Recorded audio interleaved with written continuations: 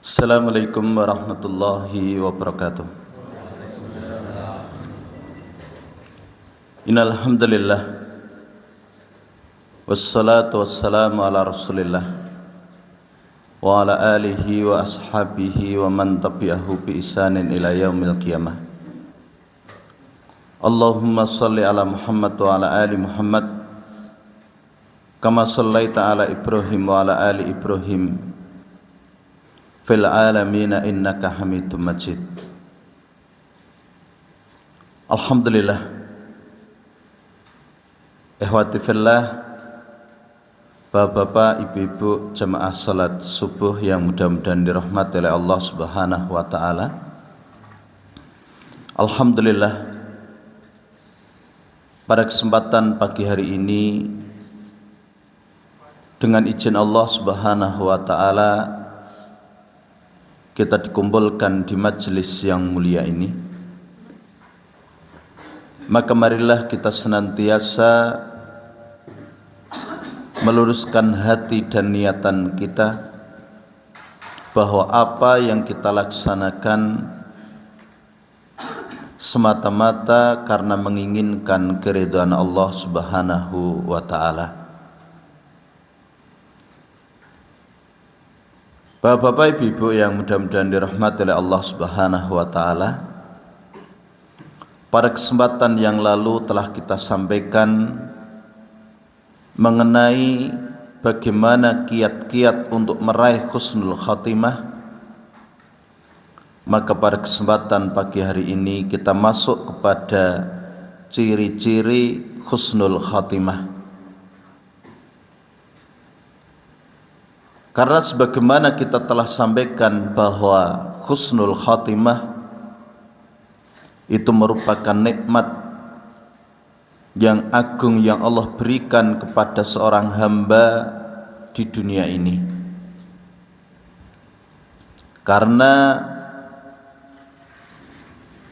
setelah husnul khatimah itu adalah al-jannatun naim, surga yang penuh dengan kenikmatan. Maka di antara ciri-ciri husnul khatimah sebagaimana yang dikabarkan oleh Rasulullah sallallahu alaihi wasallam, yang pertama yaitu mengucapkan syahadatain.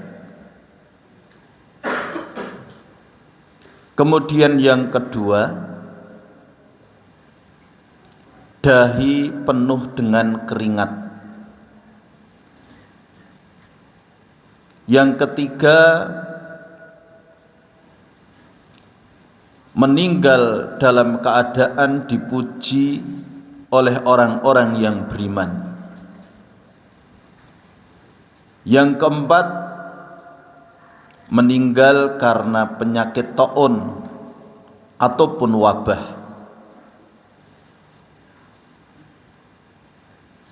Yang kelima, meninggal akibat dari sebab-sebab yang dianggap sebagai pahala mati syahid.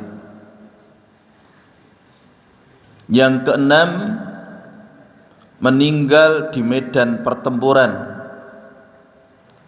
atau meninggal tatkala berjalan di medan pertempuran atau di medan jihad di jalan Allah Subhanahu wa taala. Dan yang ketujuh,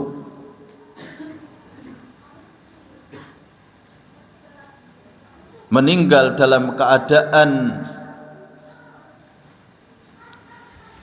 dia sedang melakukan amal-amal yang baik. Ini diantara beberapa ciri yang disebutkan oleh Rasulullah sallallahu alaihi wasallam, dan kita akan bahas satu demi satu di antara ciri-ciri tersebut. Yang pertama yaitu meninggal dalam keadaan mengucapkan kalimatut tauhid, mengucapkan syahadatain, ataupun mengucapkan kalimat la ilaha illallah.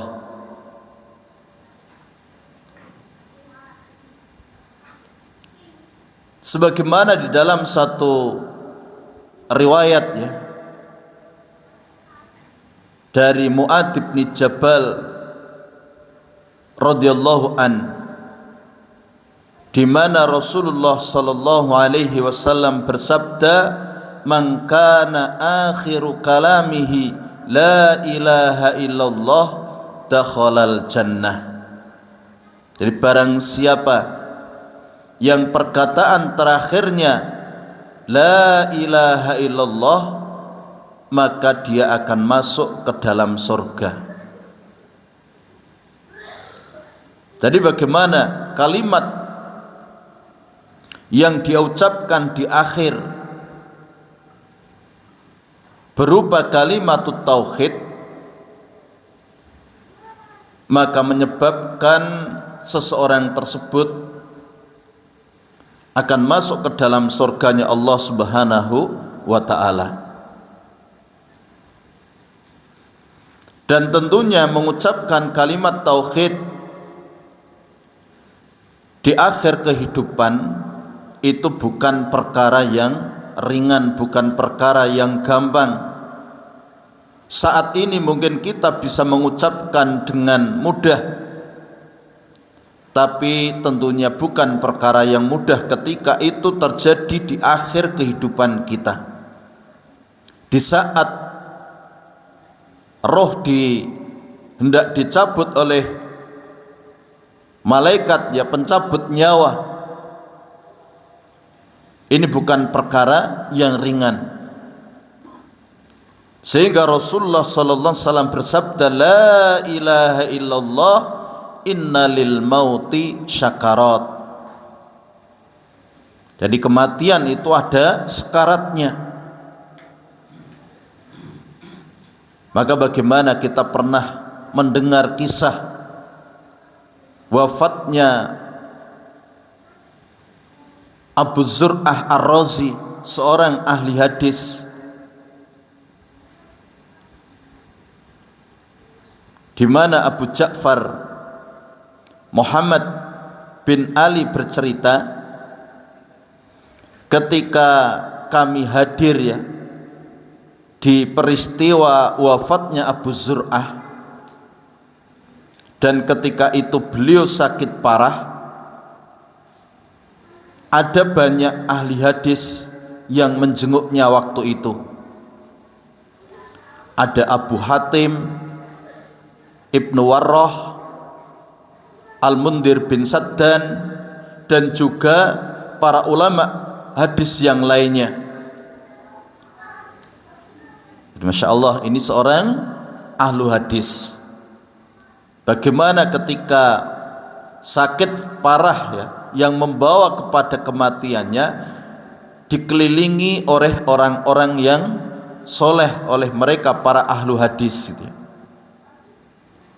Dan tentunya ini merupakan satu kebaikan berteman dengan orang-orang soleh. Kita tahu bagaimana Abu Thalib ketika hendak meninggal, ketika Rasulullah datang kemudian mengatakan, qul ya ammi la ilaha illallah, katakanlah wahai pamanku la ilaha illallah. Maka pada waktu itu di dekatnya ada dua orang kafir Quraisy ya, Abu Jahal dan Abdullah bin Abi Umayyah. Kemudian dia pun mengatakan, atarghabu ammillati Abdul Muthalib, apakah engkau hendak tinggalkan agama nenek moyang kamu Abdul Muthalib? Rasulullah ulangi kembali, qul ya ammi la ilaha illallah.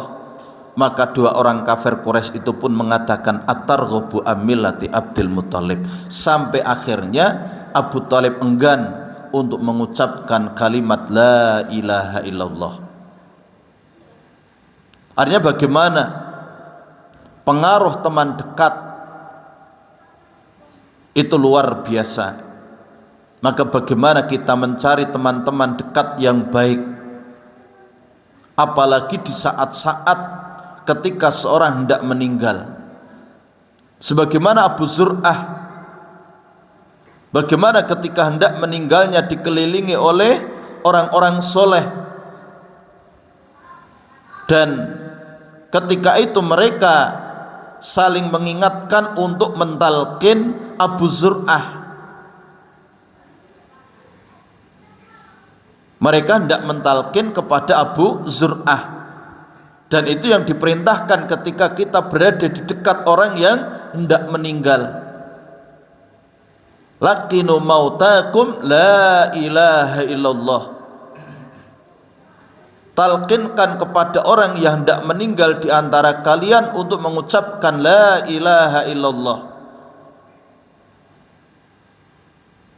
Karena dengan dasar man kana akhiru kalamihi la ilaha illallah dakhalal jannah,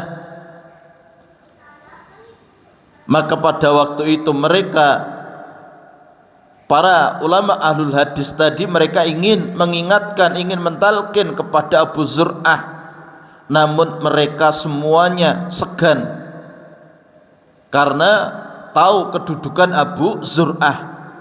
Masa ngajari Abu Zur'ah gitu. Maka kemudian mereka pun punya inisiatif.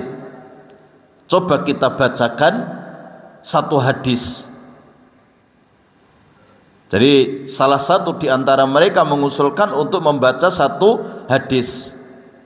Maka kemudian mereka pun mengatakan, di antaranya Ibnu Waroh, dia berkata, telah menceritakan kepada kami Abu Asim bahwa Abdul Hamid bin Ja'far telah menceritakan kepada kami. Dia berhenti di situ. Kemudian Abu Hatim, dia pun juga mengatakan telah menceritakan kepada kami Imam Bundar bahwa telah menceritakan kepada kami Abu Asim bahwa Abdul Hamid bin Ja'far telah menceritakan kepada kami. Dia berhenti. Kemudian yang lain pun diam, enggak ada yang melanjutkan. Maka tiba-tiba Abu Zur'ah, dia membuka matanya ketika dia dalam kondisi sakit parah yang sebelumnya matanya terpejam. Dia begitu mendengar hadis ini tidak ada yang melanjutkannya, maka kemudian dia membuka matanya sambil menyebutkan hadis, haddasana Bundar, haddasana Abu Asim, haddasana Abdul Hamid, an Salih ibn Abi Arib, an Kasir ibn Murrah, an Mu'ad ibn Jabal, qala Rasulullah sallallahu alaihi wasallam, man kana akhiru kalamihi la ilaha illallah dakhalal jannah. Setelah itu beliau meninggal, insyaallah. Jadi beliau menyebutkan hadis ini.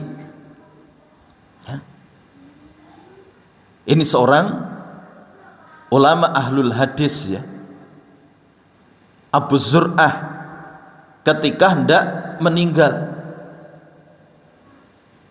Jadi bagaimana kalimat la ilaha illallah di akhir kehidupan itu merupakan ciri-ciri kebaikan seseorang.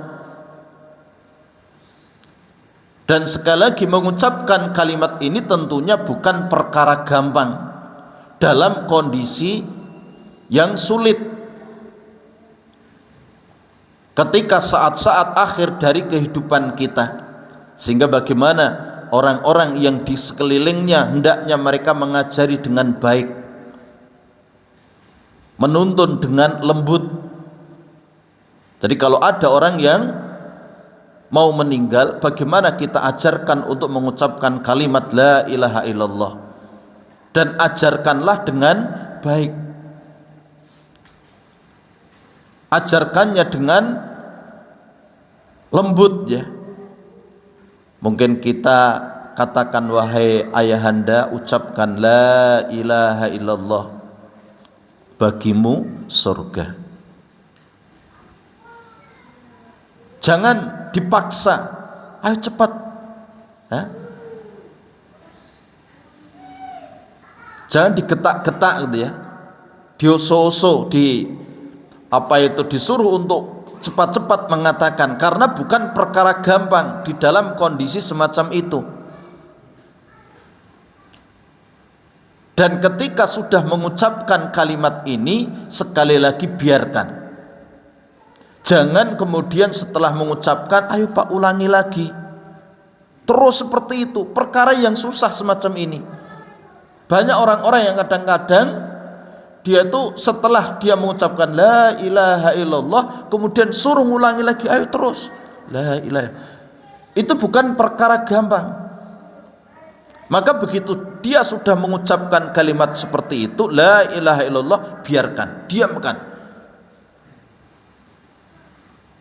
Jangan diajak bicara, biar itu merupakan kalimat terakhir yang keluar dari lisannya. Kecuali ketika kita mendengar bahwa orang tersebut kemudian mengatakan kata-kata lain lagi gitu ya. Misalnya dia, nak saya minta minum. Berarti dia mengucapkan kata-kata lain, dekati, tuntun lagi. Kalau dia sudah mengucapkan la ilaha illallah, sudah ya, tunggu.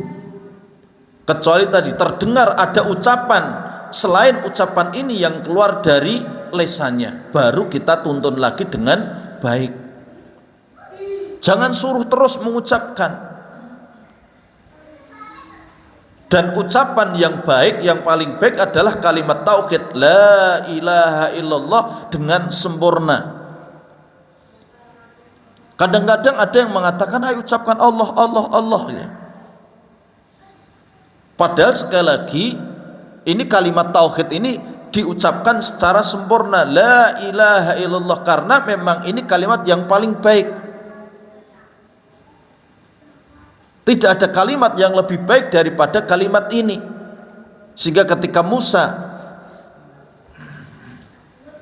berkata kepada Allah, ya Rabbi alimni syai'an adkuruka wa at'uka bih, wahai Tuhanku, ajarilah aku sesuatu yang dengan sesuatu itu aku bisa berdoa, bisa berzikir kepadamu. Maka Allah katakan, kul ya Musa la ilaha illallah. Ini perintah Allah untuk mengucapkan kalimat la ilaha illallah secara sempurna. Katakanlah wahai Musa la ilaha illallah. Maka Musa mengatakan, ya Rabbi kullu ibadika yaquluna hada, wahai Tuhanku, setiap hambamu sudah mengatakan seperti ini, aku ingin yang lain. Dia mengira ada kalimat yang lebih baik daripada kalimat ini. Maka Allah jawab, ya Musa law anna samawati sab'a wa amiruhunna ghairi wal ardina sab'a fi kaffatin wa la ilaha illallah fi kaffatin la malat bihinna la ilaha illallah. Wahai Musa, jika seandainya langit yang 7 dengan para pemakmurnya, para penghuninya selain aku, dan bumi yang 7 dalam satu tangki timbangan, dan la ilaha illallah dalam tangki timbangan yang lain, malat bihinna la ilaha illallah, maka la ilaha illallah itu lebih berat. Ini menunjukkan bagaimana keutamaan daripada kalimat tauhid la ilaha illallah. Sehingga bagaimana kita mengajarinya untuk mengucapkan kalimat ini, sehingga bagaimana di akhir kehidupannya seseorang dia akan mengucapkan kalimat tauhid ini, dan ini merupakan pertanda kebaikan.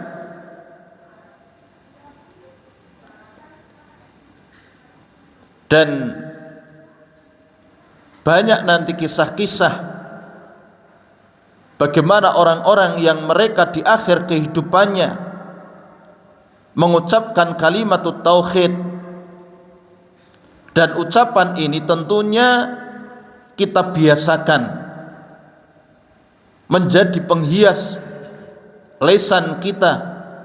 Bagaimana kalimatut tahlil la ilaha illallah itu kita biasakan. Karena seseorang itu akan dimatikan di atas kebiasaan yang dia lakukan. Ucapan-ucapan yang biasa dia ucapkan itu akan terbawa ketika saat-saat kondisi kritis gitu ya. Bagaimana kita menjaga lisan kita dari ucapan-ucapan yang buruk, dari ucapan-ucapan yang jelek. Ini yang pertama. Kemudian yang kedua, ciri yang kedua yaitu dahi yang penuh dengan keringat. Jadi bagaimana keringat itu bercucuran di dahinya, dan ini pertanda di antara tanda-tanda husnul khatimah berdasarkan hadis yang diriwayatkan dari Buraidah radhiyallahu an, bahwasanya Rasulullah sallallahu alaihi wasallam bersabda, mautul mu'mini min araqil jabin. Meninggal dunianya seorang mukmin itu dengan banyaknya keringat di dahinya.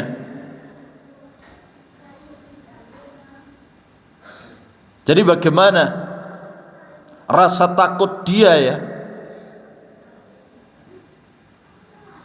terhadap apa yang akan dia hadapi itu menjadikan seorang mukmin berkeringat ya ketika saat-saat mau meninggalnya itu ya. Dan ini pertanda baik bagi seorang mukmin. Jadi keluarnya keringat di dahi seorang mukmin ini, sehingga bagaimana mereka para ulama dahulu ketika mereka hendak meninggal dunia dalam keadaan dahi mereka berkeringat, sebagaimana Imam Ahmad bin Hanbal rahimahullah yang itu diceritakan oleh anaknya ya Abdullah, bagaimana saat dia hendak meninggal dunia. Jadi Abdullah ceritakan, aku hadir ketika bapakku Ahmad hendak meninggal dunia, dan di tanganku ada secarik kain yang aku gunakan untuk mengikat dahinya.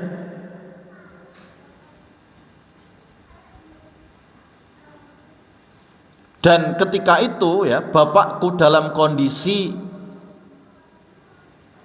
pingsan ya, kemudian sadar, pingsan kemudian sadar karena sakit yang dideritanya yang membawa kepada kematiannya.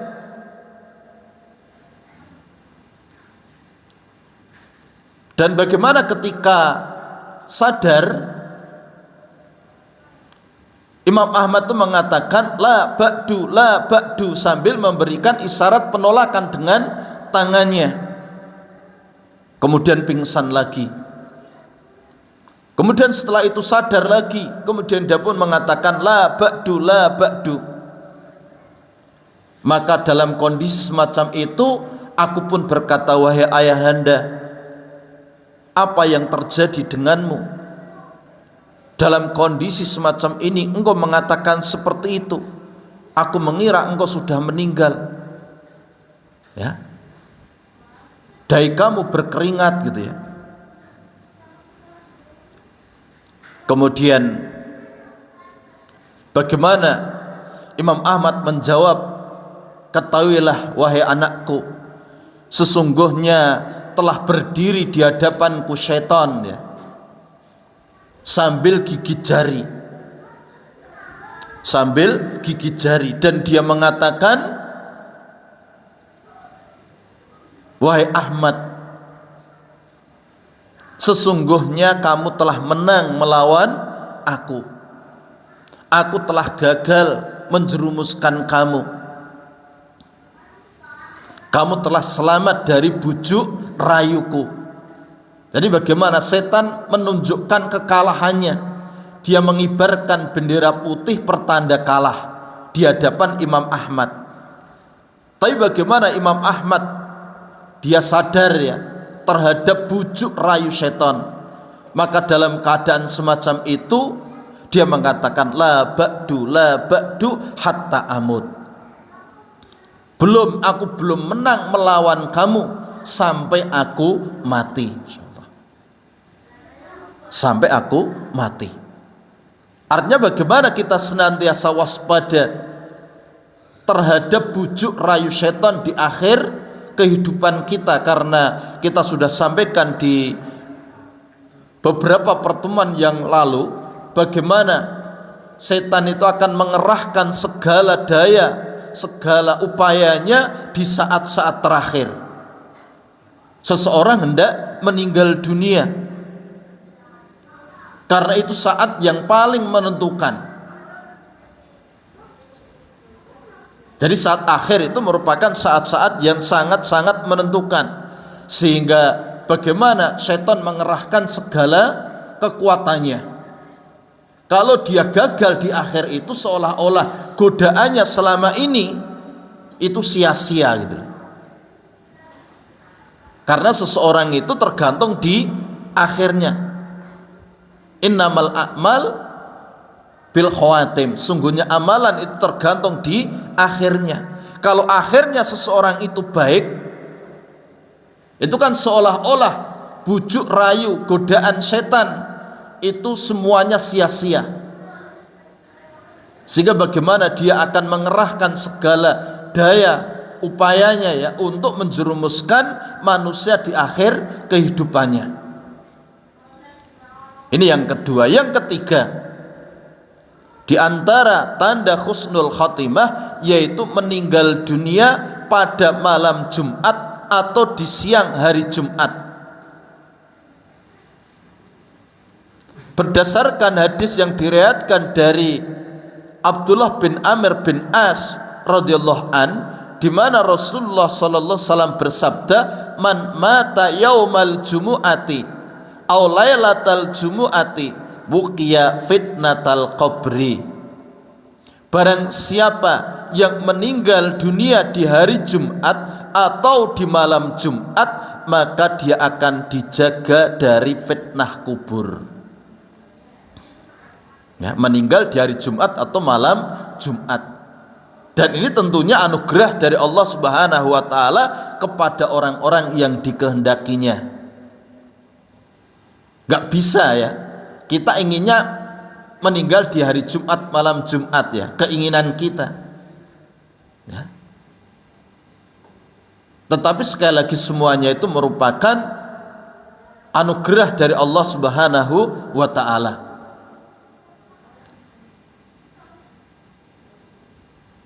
Ini yang ketiga.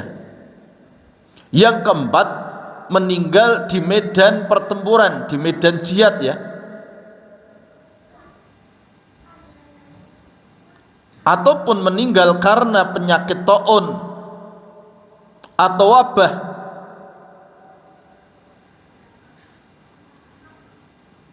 Yang itu termasuk sebab-sebab seseorang dianggap sebagai orang yang mati syahid ya, yang dia mendapatkan pahala dari orang yang mati syahid.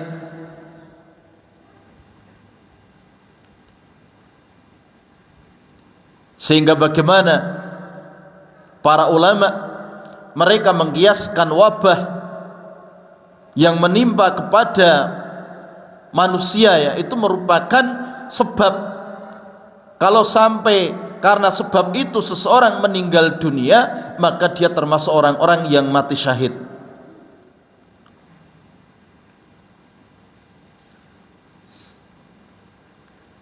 Bagaimana Rasulullah sallallahu alaihi wasallam pernah bersabda kepada para sahabatnya, "Ma ta'udduna syahida fikum Qalu ya Rasulullah, man qutila fi sabilillah fahuwa syahid. Qala inna syuhada'a ummati idan laqalilun. Qalu faman hum ya Rasulullah? Qala man qutila fi sabilillahi fahuwa syahid wa man mata fi sabilillahi fahuwa syahid wa man mata fit ta'un fahuwa syahid wa man mata fil batni fahuwa syahid.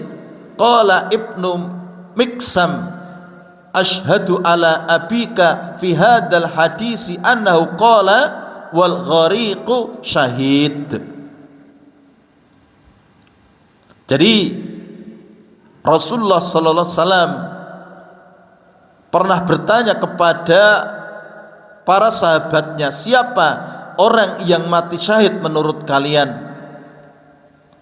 Maka mereka mengatakan, wahai Rasulullah, orang yang terbunuh di medan jihad di jalan Allah adalah orang yang mati syahid.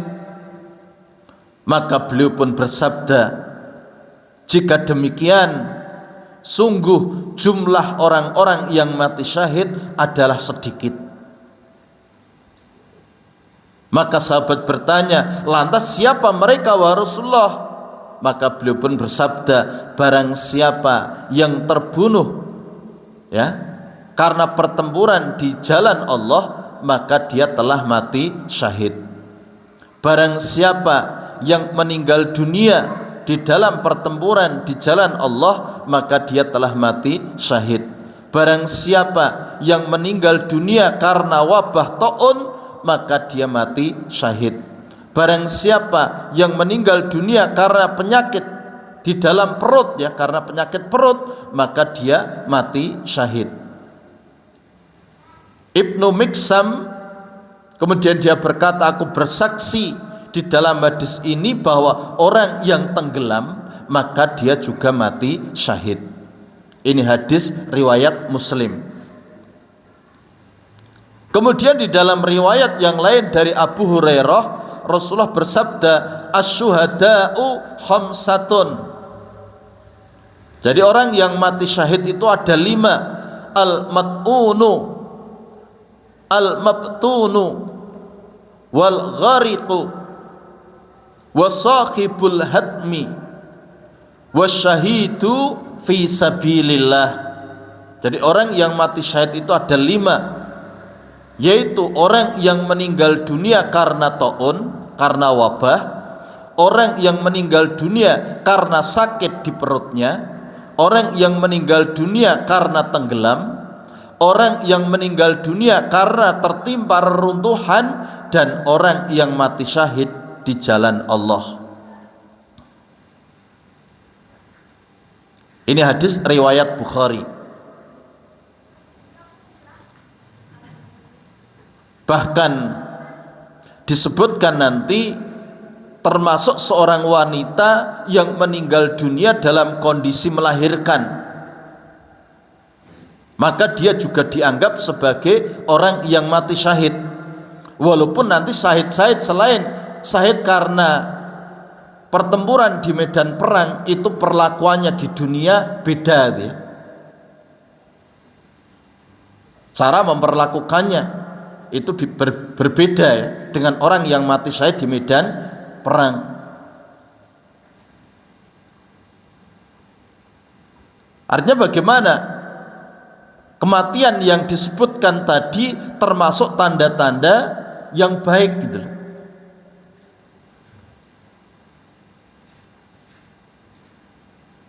Jadi mati karena penyakit perut ya, karena tenggelam, karena tertimpa reruntuhan, dan seterusnya. Jadi ini termasuk tanda-tanda husnul khatimah. Dan tentunya orang-orang yang mati semacam itu mereka adalah orang-orang yang bertakwa.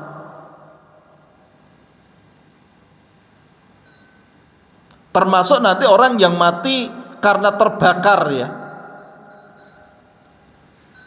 Kalau dia memang orang yang bertakwa.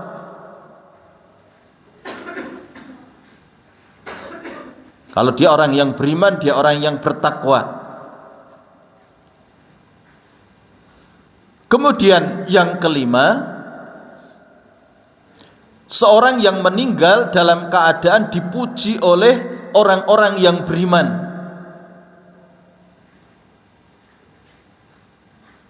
Jadi ini pertanda husnul khotimah ketika seorang itu mendapatkan pujian dari orang-orang yang beriman ketika meninggalnya. Jadi bukan pujian yang itu dibikin-bikin gitu ya, karena rasa pekewuh dan lain sebagainya, bukan, tapi betul-betul pengetahuan orang-orang beriman dia ini orang soleh sehingga dia memujinya gitu ya. Sebagaimana dalam satu hadis dari Anas bin Malik radhiyallahu an, dia berkata, marru bi janazatin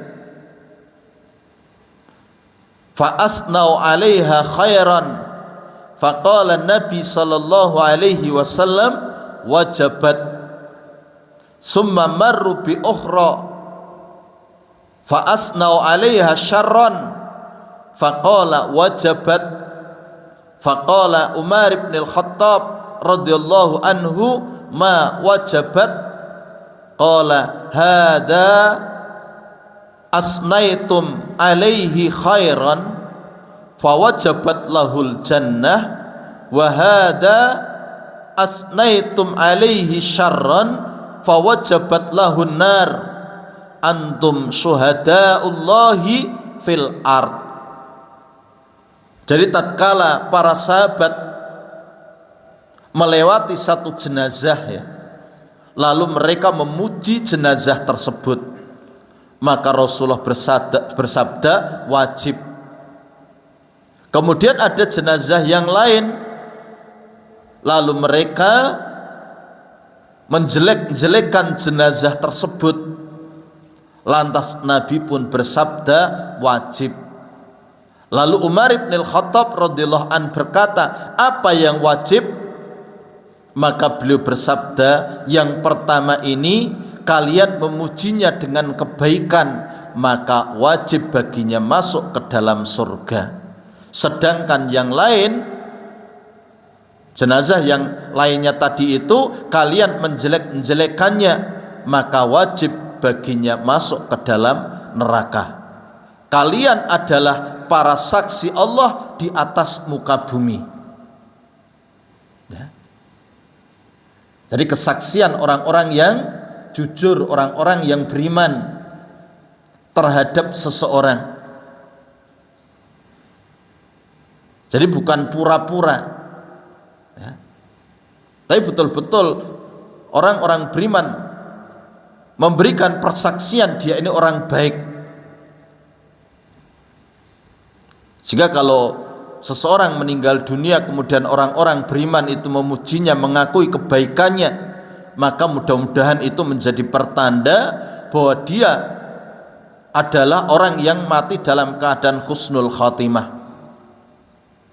Sehingga bapak-bapak, ibu-ibu yang mudah-mudahan dirahmati oleh Allah Subhanahu wa taala, bagaimana kita senantiasa berharap, berdoa ya kepada Allah Subhanahu wa taala dengan doa agar kita diberikan akhir yang baik, karena sekali lagi ini merupakan pertanda kebaikan seseorang ketika dia meninggal dalam kondisi yang baik, ketika kita sedang melakukan amal-amal soleh.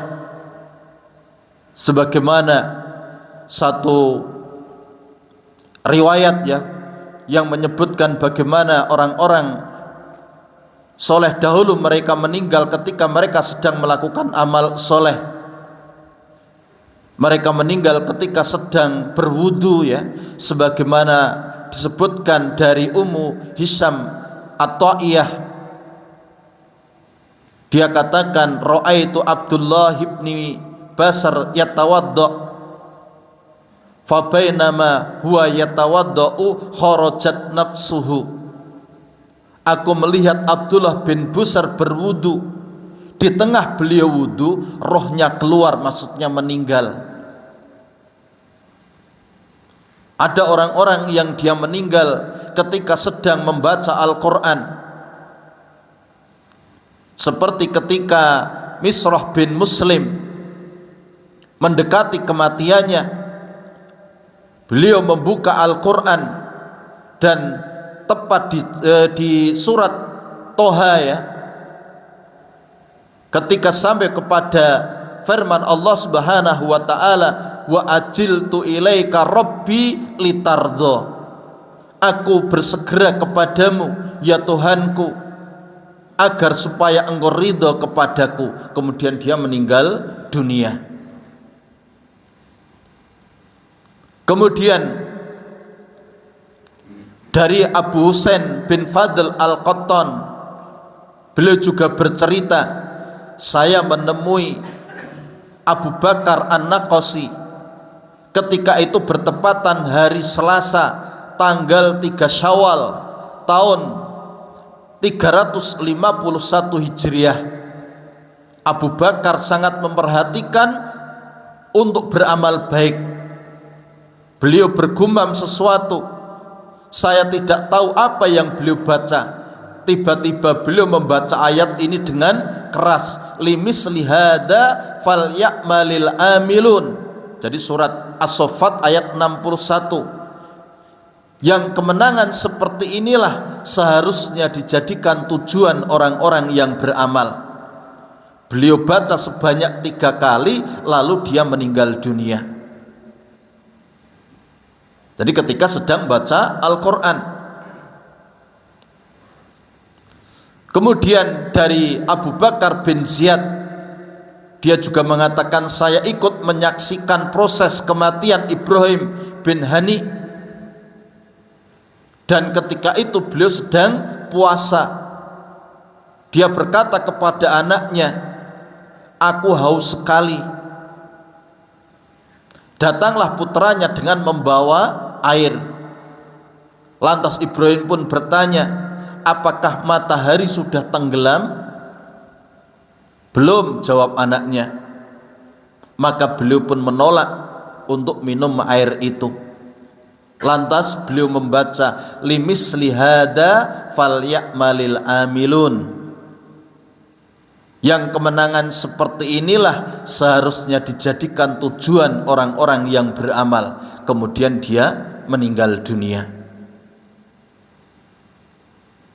Kemudian juga dikisahkan Abdullah bin Ibrahim Al-Khobari, dia meninggal dunia ketika sedang menulis mushaf. Jadi beliau sedang menulis mushaf. Beliau letakkan pena dari tangannya, kemudian beliau bersandar dan beliau mengatakan, wallahi hada mautun tayyibun lahayyinun. Demi Allah, ini kematian yang baik, kematian yang mudah. Setelah itu kemudian beliau meninggal dunia. Kemudian juga bagaimana kisah wafatnya Ismail An-Naisaburi, di mana ketika hendak meninggal, bagaimana ibunya bertanya kepadanya, apa yang terjadi denganmu? Maka Ismail kala itu tidak bisa bicara. Kemudian beliau tuliskan di tangan ibunya, rauhu wa raihanu wa jannatun na'im, ketentraman dan rezeki serta jannah yang penuh dengan kenikmatan. Kemudian setelah itu beliau meninggal. Ini contoh-contoh bagaimana orang-orang meninggal dunia ketika mereka sedang melakukan amal soleh. Dan kisah-kisah semacam itu sekali lagi banyak, termasuk tadi kisah meninggalnya Imam Ahmad bin Hambal. Sehingga ketika Imam Ahmad bin Hambal meninggal, bagaimana dikatakan oleh Abu Hatim ya, yang dia meriwayatkan pernyataan Al-Warqani. Al-Warqani ini tetangganya Imam Ahmad. Ketika Imam Ahmad meninggal, dia menceritakan aslama yaumu mata Ahmad isruna alfan minal yahud wan nasara wal majus. Masya Allah ya. Jadi pada hari wafatnya Imam Ahmad ada 20.000 orang Yahudi, Nasrani dan Majusi yang masuk Islam saat meninggalnya Imam Ahmad itu. Jadi ketika meninggalnya saja bagaimana 20.000 orang Yahudi, Nasrani dan Majusi masuk Islam. Sedemikian besar ya pengaruhnya seorang ulama ketika mereka meninggal dunia. Bukan hanya ketika hidup seorang yang alim itu ya. Ketika meninggal saja tadi dikatakan seperti itu. Kemudian juga kisah meninggalnya Syekhul Islam Ibnu Taimiyah rahimahullah, yang beliau meninggal di penjara Qal'ah. Beliau mengakhiri hidupnya setelah membaca ayat yang ayat itu ada di surat Al-Qamar ayat 54. Innal muttaqina fi jannati wa nahar fi maq'adi sidqin inda malikim muqtadir. Sesungguhnya orang-orang yang bertakwa itu di dalam taman-taman dan sungai-sungai, di tempat yang disenangi di sisi Tuhan yang berkuasa. Dia baca ayat itu kemudian meninggal dunia. Sehingga salah satu muridnya Ibnu Abdul Hadi itu bercerita,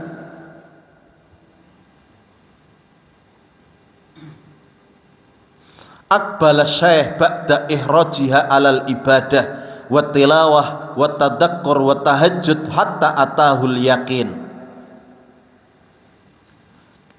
Jadi setelah Syekhul Islam banyak menulis buku, beliau habiskan waktunya untuk beribadah, membaca Al-Quran, dzikir, tahajud hingga wafat. Dan selama di penjara, kata muridnya ini, wa khatamal Quran muddatu iqamatihi bil qal'ah samanina au ihda wa samanina khatmah intaha fi akhiri khatmati ila akhiri iktarabatis sa'ah. Masya Allah ya. Jadi muridnya mengatakan selama Syekhul Islam Ibnu Taimiyah berada di penjara, beliau menghatamkan Al-Quran sebanyak 80 atau 81 kali.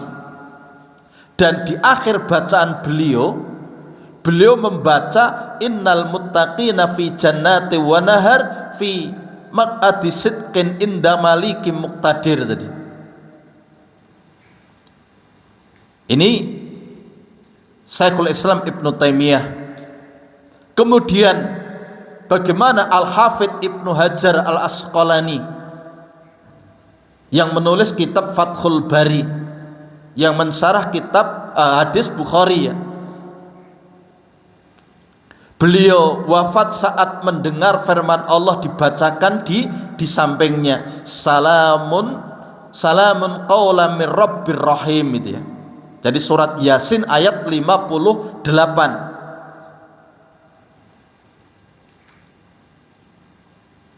Jadi dikisahkan oleh muridnya As-Sakhawi ya, di dalam kitab Al-Jawahir wa Durar fi tarjamati Syekhul Islam Ibnu Hajar, sebelum wafat beliau sakit selama sebulan. Di saat detik kematiannya ada muridnya yang membacakan surat Yasin. Saat muridnya membaca firman Allah salamun qaulan mir rabbir rahim, kepada mereka dikatakan salam sebagai ucapan selamat dari Tuhan yang Maha Penyayang, maka kemudian beliau wafat. Ibnu Hajar Al-Asqalani. Kemudian Al-Hafidh Ibnu Rajab, beliau termasuk ahli hadis ya. Beliau termasuk penulis kitab Syarah Sahih Bukhari juga, walaupun tidak selesai ya, tidak selesai itu ya. Beliau hanya bisa menyelesaikan tulisannya syarah terhadap hadis Bukhari itu sampai bab janaiz. Ini Ibnu Rajab. Beliau wafat setelah mensyarah kitab Sahih Bukhari di bab janaiz, bab jenazah. Beliau meninggal. Ini Ibnu Rajab. Kemudian Syekh Muhammad Al-Amin As-Sinqiti gitu ya, penulis kitab Tafsir Adwaul Bayan. Ini tafsir Quran bil Quran itu ya. Tetapi beliau tidak sampai selesai juga. Yang kemudian tulisan ini dilanjutkan oleh muridnya Syekh Atiyah Muhammad Salim ini. Beliau wafat setelah membahas firman Allah, ulaika hizbullah ala inna hizballahi humul muflihun. Jadi surat Al-Mujadilah ayat 22. Mereka itulah hizbullah, ketahuilah bahwa hizbullah adalah orang-orang yang beruntung. Nih, artinya ini kisah-kisah ya, bagaimana mereka orang-orang soleh mereka meninggal dunia, sehingga bagaimana bapak-bapak ibu-ibu yang mudah-mudahan dirahmati oleh Allah Subhanahu wa taala, sebagaimana nasihat yang sering kita dengar, wala tamutunna illa wa antum muslimun. Janganlah kalian sekali-kali mati kecuali kalian mati di atas Islam dia, dalam keadaan sebagai seorang muslim. Sehingga Al-Hafidh Ibnu Katsir ketika menjelaskan ayat ini, beliau katakan hafidhu alal islam fi hali sihatikum wassalamatikum litamutu alaihi. Jadi peliharalah, jagalah Islam kalian ketika kalian sehat, walafiat ketika sedang sehat, agar engkau mati di atasnya, maksudnya di atas Islam ya. Karena ini pertanda baik seseorang. Ini bapak-bapak ibu-ibu yang kita sampaikan pada kesempatan pagi hari ini. Mudah-mudahan dengan apa yang kita sampaikan tadi menjadikan kita untuk bersemangat melakukan amal-amal soleh ya, di sisa-sisa umur yang Allah berikan kepada kita. Karena pertanda baik seseorang ya, yang Allah kehendaki itu ketika di akhir-akhir kehidupannya Allah itu mengkaryakan hamba tersebut, Allah mempekerjakan hamba tersebut. Itu pertanda baik seseorang. Maka ketika sahabat bertanya kepada Rasulullah bagaimana Allah mengkaryakan seseorang, maka kemudian Rasulullah menjelaskan, yaitu Allah memberikan taufik kepada orang tadi sebelum meninggalnya itu untuk melakukan amal-amal soleh, amal-amal yang baik. Itu pertanda kebaikan yang Allah berikan kepada seseorang. Jadi sebelum meninggalnya Allah karyakan orang itu untuk melakukan amal-amal baik. Ini yang bisa kita sampaikan. Kalau ada salah khilafnya saya istighfar kepada Allah, mohon maaf. Aqulu qouli hadza wastaghfirullah li wa lakum wa lisairil muslimina min kulli dhanbin innahu huwal ghafurur rahim. Mari kita tutup majelis pada kesempatan pagi hari ini dengan doa kafaratul majelis. Subhanaka Allahumma wa bihamdika asyhadu an la ilaha illa anta astaghfiruka wa atubu ilaik. Wassalamualaikum warahmatullahi wabarakatuh.